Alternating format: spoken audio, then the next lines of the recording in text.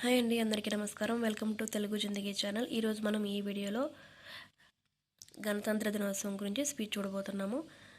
గౌరవనీయులైన ప్రధానోపాధ్యాయులు గారికి, ఉపాధ్యాయులకు మరియు నాతోటి విద్యార్థులకు హృదయపూర్వక నమస్కారములు తెలుపుకుంటున్నాను. ముందుగా అందరికీ 75వ గణతంత్ర దినోత్సవ శుభాకాంక్షలు. ప్రతి సంవత్సరం జనవరి 26వ తేదీన గణతంత్ర దినోత్సవం జరుపుకుంటాము. ఎందరో సమరయోధుల పోరాటానికి గుర్తుగా మనకు ఈ స్వాతంత్ర్యం లభించడం జరిగింది. ప్రతి సంవత్సరం ఆగస్టు 15వ తేదీన స్వాతంత్ర్యం లభించిన సందర్భంగా జెండా ఎగురవేయడం జరుగుతుంది.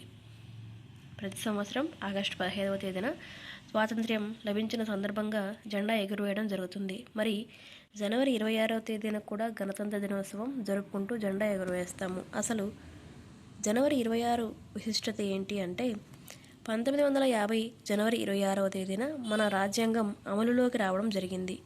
అసలు రాజ్యాంగం అంటే ఏమిటి?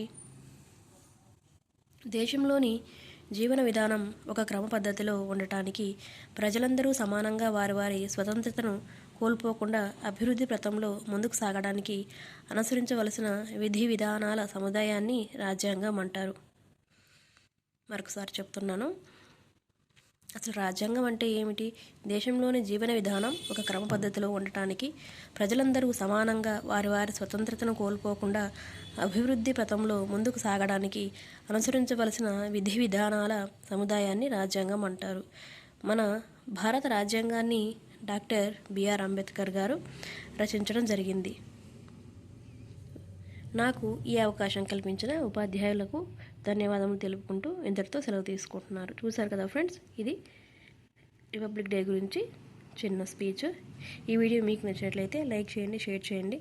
మన ఛానల్ని మరిన్ని వీడియోస్ కోసం సబ్స్క్రైబ్ చేసుకోండి. Thank you for watching.